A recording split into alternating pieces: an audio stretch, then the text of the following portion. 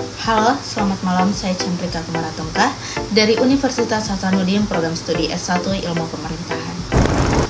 Pandemi COVID-19 membawa tantangan besar bagi seluruh dunia, terutama bagi pemerintah Indonesia.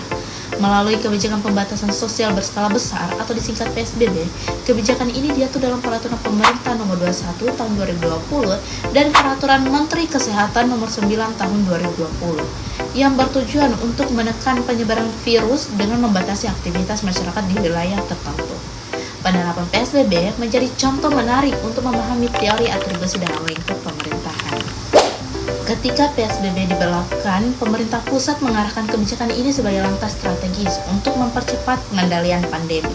Presiden Joko Widodo menegaskan bahwa seluruh daerah harus mematuhi aturan PSBB yang ditetapkan pusat tanpa membuat kebijakan sendiri yang bertentangan.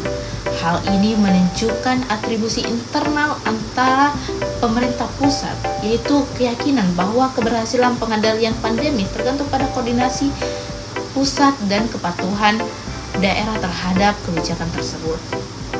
Namun, di sisi lain, pemerintah daerah menghadapi tantangan besar dalam implementasi PSBB.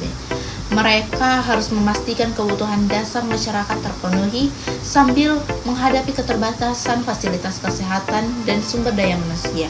Dalam konteks ini, banyak kepala daerah mengatribusi kegagalan atau hambatan pelaksanaan PSBB pada faktor eksternal seperti kurangnya dukungan anggaran dari pusat atau ketidaksiapan infrastruktur lokal. Masyarakat pun memiliki persepsi yang beragam terhadap kebijakan PSBB.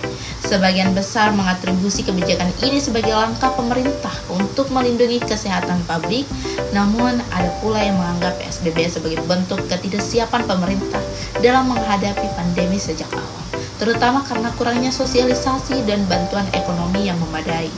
Persepsi ini menunjukkan bagaimana masyarakat menggunakan atribusi eksternal untuk menjelaskan dampak negatif kebijakan tersebut terhadap kehidupan mereka sehari-hari.